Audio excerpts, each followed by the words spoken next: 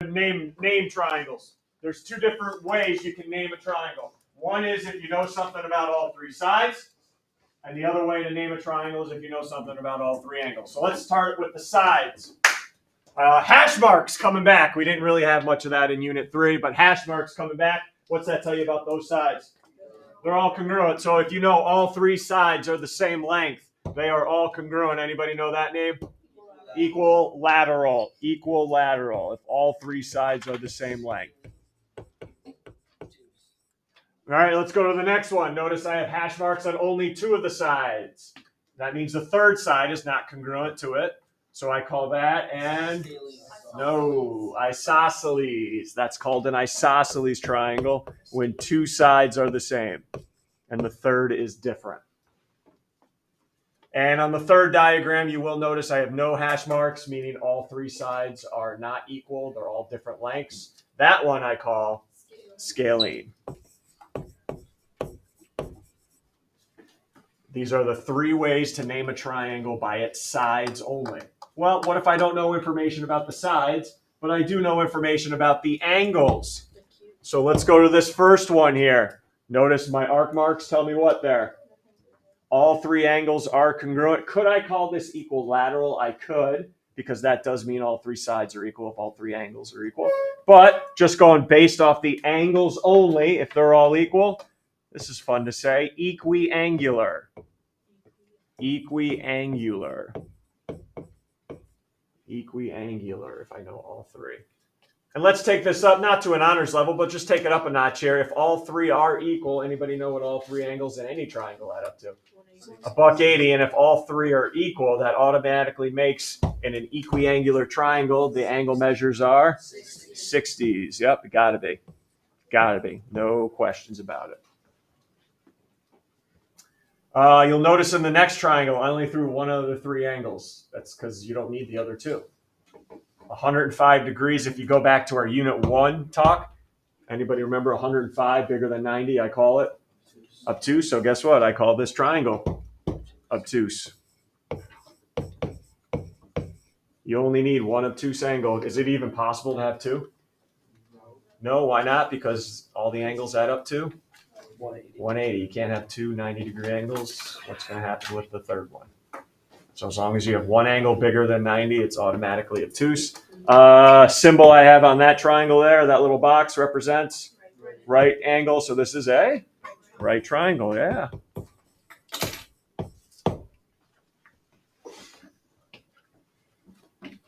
And finally, this one here, I left the third one blank. It doesn't matter. What do I call any angles less than 90? Acute. Acute, so this is called acute triangle. All three angles less than 90. There you go. So let's start putting the names to some of these triangles now. Any questions on those at all? Naming it by its sides or angles. All right, I love this stuff coming up. We got some more vocab. I got hash marks on KM and ML already.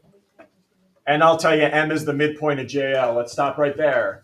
First question of the day to somebody. If M is the midpoint of JL, name two other segments in this diagram that must be congruent to each other.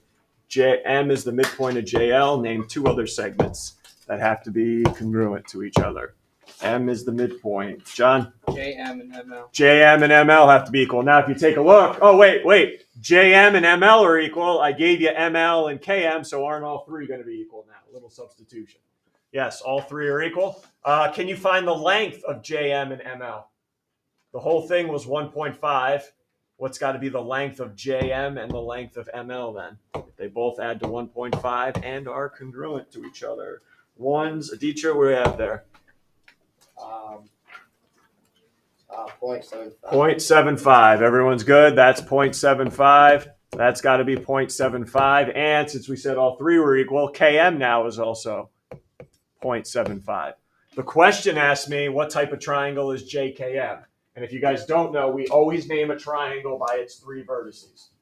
JKM. Those are called vertices. We name a triangle by the vertices. So because I have three triangles in this diagram. Everyone see where JKM is? Yeah. And we know all three sides. So now you can tell me what type of triangle it is. All right, here you go. JKM, that triangle right there. What type of triangle it is based off those side lengths? What do we call that one, Gage? That's an equilateral triangle. Yep. So this is equilateral. And it does say explain. So here we go. Because how does Gage know that's equilateral? What do we already know about this triangle? Going back. Let's try that again. Let's go 1, 2. Henry? All the sides are equal. Because all sides equal. Yep. Or congruent. However you want to write it.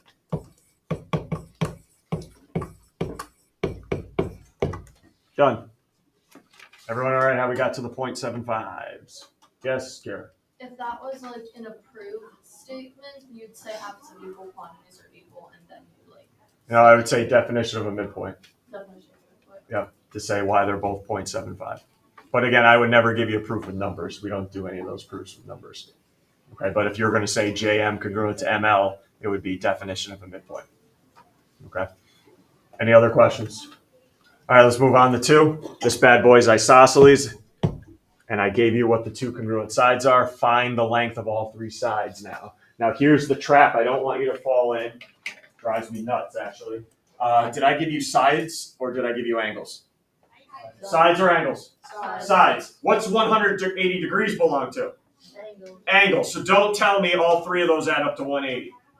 180 degrees is for angle measures only. So I need an equation right now to set up to solve for x so I can substitute it back in. And I know you guys see all 3 sides and you're like, oh my God, I have to use all 3 sides in the equation. Why? He gave it to me. I got to use all 3 sides. No, you don't. Because only 2 of them are equal. What are the 2 sides that are equal up here? Who, Bennett? 4x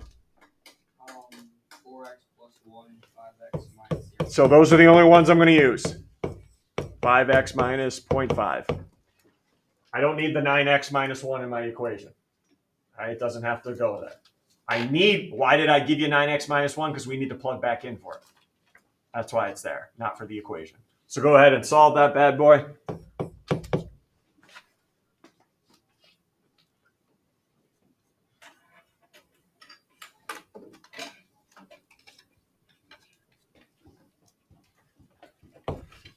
When you have the value of x, let me know. Take your time though, Bennett. Doubles there. 7. 7? 7? Oh, x equals 1.5. Yeah, thank you. X equals 1.5. Now we're going to find the length of each side.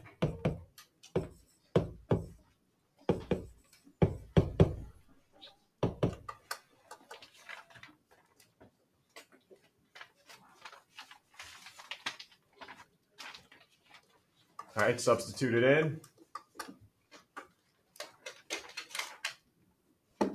How about the length of AB when you have it? The length of AB, the non-congruent side. The length of AB. Where am I going with that one? Right here. Adia, what do you have? 12 and a half. Good work. Let's keep going. How about AC now? AC. Where am I going with that one? Zach? 7. Good. And then somebody finish this off right. BC? 7. BC. 9. Abby? 7. I hope it is, right? It said it was isosceles. I better have 2 sides being equal. That's a quick check. Those 2 better be equal. All right, because it said it was isosceles. Questions? All good? Oh, yes, finally. Number 3. I love this one. Love it. Why? Because you're going to hate it. That's why I love it. That's why. All right, let's go on the graph. Triangle DEF. We need to classify it by its side length. So I'll give you guys a minute. Please graph it. Label the vertices D, E, and F as well. I love this one.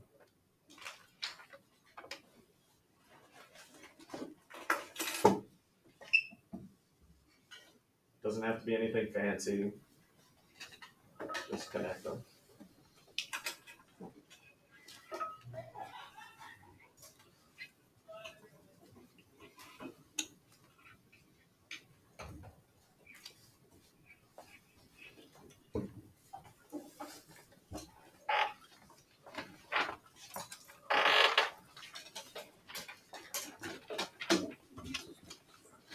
Oh boy.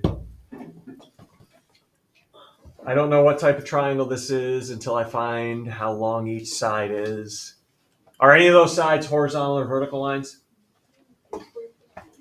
Are any of them? No. So I guess counting is out. I can't just simply count them unless they're horizontal or vertical, which they're not. Oh boy. There's got to be something, right? Because I'm not teaching anything new here. There's got to be something I can use, maybe from Unit 1, just saying, maybe from Unit 1 that I could use to find out how long each of the sides are so I can tell you what type of triangle this is. Well, come on, nice and loud so everybody can hear it. Distance formula. It never left. It's coming back again. Yes. Distance formula. D equals. You thought you were done with it. Never. Never. All year long. Yeah, what is the distance formula, huh? I know it involves this big square root. What's underneath that bad boy?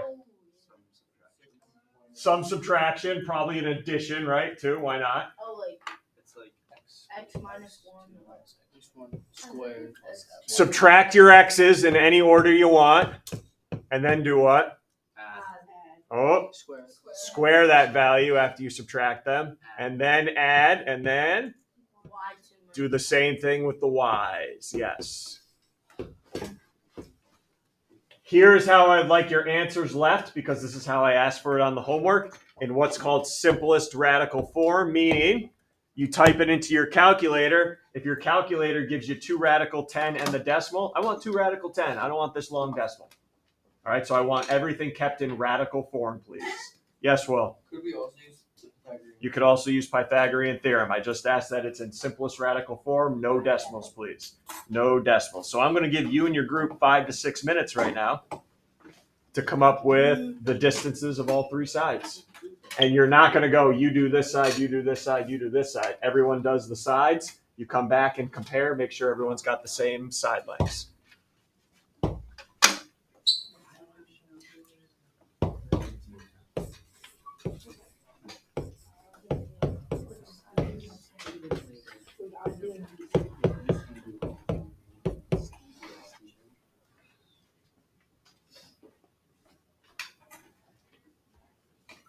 You find all 3 and then go to your group and say, all right, we got all the same here. If not, figure out a common answer here.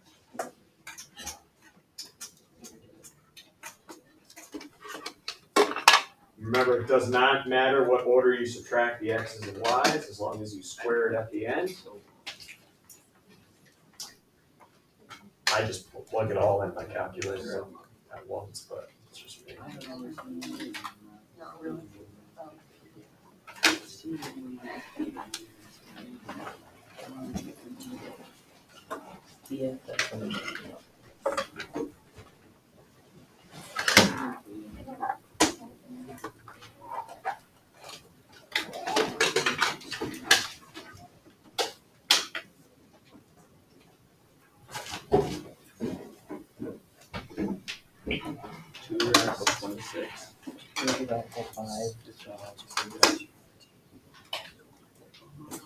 What? I was supposed to write I didn't get that. Oh shoot. You need to lock in. You need to lock in. Santa Cruz.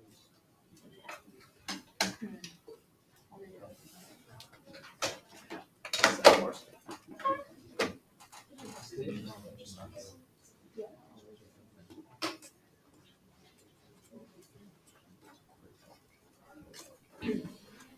Probably not bad. He's actually kind of strong. So bad about him. He's so bad about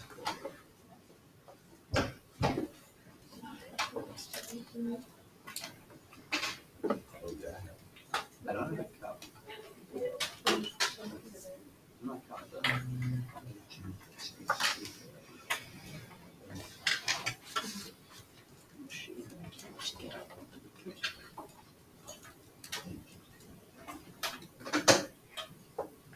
Okay, yeah, I got that too.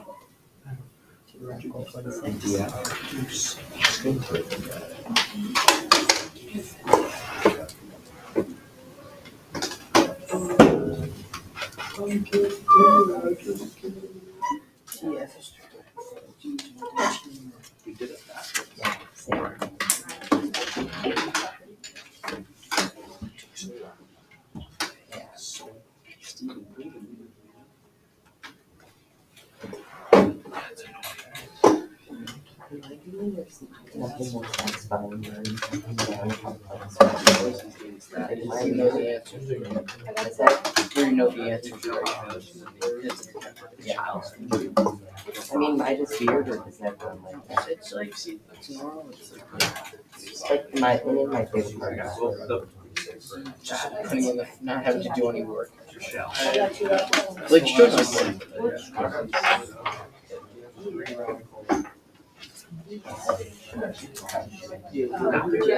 I didn't even see this. You subtract it. I have a boy.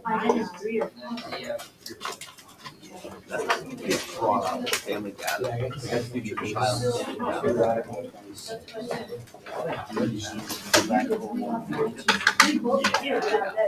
No, only he.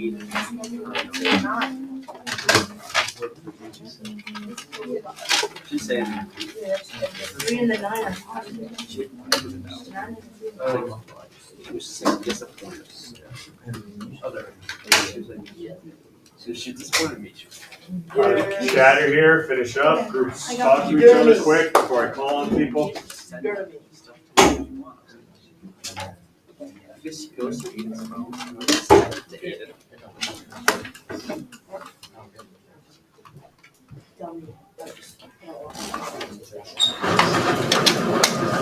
Good deal. On set.